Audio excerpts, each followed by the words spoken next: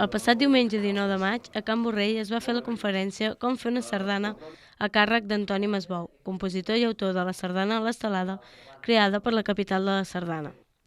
Antoni Masbou explica que és una xerrada informativa de com s'ha de fer una sardana, però que això no vol dir que quan s'arribi a casa es pugui fer, ja que porta molta feina i hi ha uns requisits que s'han de complir a l'hora de compondre una peça. Orientarem en els que possiblement s'hi puguin sentir interessats o hi tinguin algun familiar interessat perquè sàpiguen els passos que més o menys s'han de fer. D'aspectes importants et surten, no els tens previstos, vull dir, tota feina creativa t'hi poses, no saps com sortirà, no saps els resultats com seran, no saps ni tan sols l'estona que hi estaràs per fer-ho. A vegades descobreixes els conceptes importants precisament quan ja ho tens acabat. En aquest acte hi van assistir una trentena de persones. També d'instrumentació. Ja en anirem parlant. Aquesta seria la